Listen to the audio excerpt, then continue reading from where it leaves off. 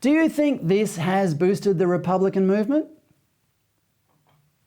Look, I'm not 100% sure about that. Look, apart from the Keith Pitt situation, I actually think it's all a bit of a beat-up. I think it's a distraction. The current government is using this as the news story of the day, and they haven't been talking about anything else whatsoever. It's almost like, whatever you do, don't mention the economy. Let's try and look at the previous government.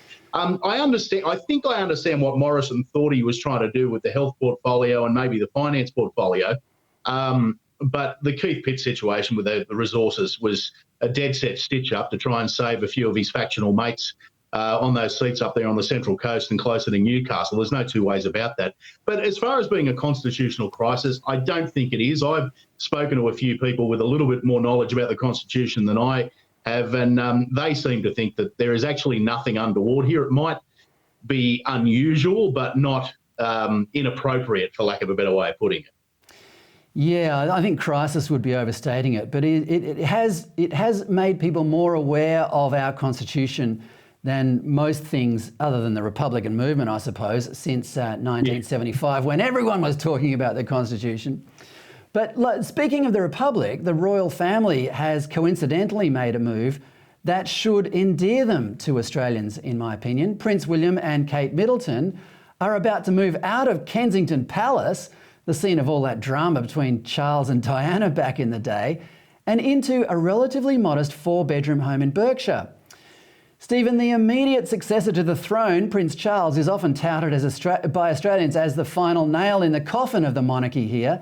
But surely the prospect of William succeeding him not long afterwards counters that, don't you think? Yeah, I think that's probably right. I mean, the concern most Republicans would have, or most monarchists would have, is that Charles lives as long as his mother has, which means he's going to be around for quite some time. But yeah, look, I don't know that. I think the biggest problem with the Republican movement in Australia is the people running it.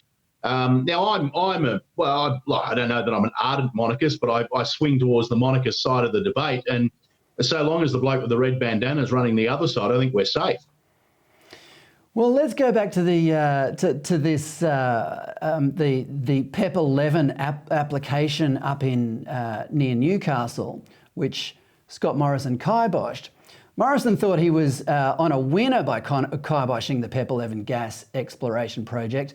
Anthony Albanese also opposed it. The residents must have celebrated when the project was cancelled. But now the incoming government has announced plans to build these windmills off Newcastle. Now, some people do think these things are attractive because they symbolise our efforts to reduce our carbon dioxide emissions. But it's difficult to imagine that most people don't think they're anything but ugly. Where do you stand on this, Stephen? Did the protesters in those coastal electorates get...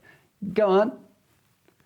Well, there's a big wind farm just across the border in New South Wales that you can see whenever you drive down the federal highway, and they are pretty ordinary. They do destroy a pretty good view. But look, I would caution these people in these electorates not to worry too much, because I don't think these things are ever going to get built. Look, it would be they're just desserts if they did. But look, I think this government's going to find out very, very quickly that it's got a lot of other priorities rather than building a bunch of wind turbines off the coast. Can you imagine what it's going to cost to do this? They're expensive enough to build on land, let alone out in the middle of the water.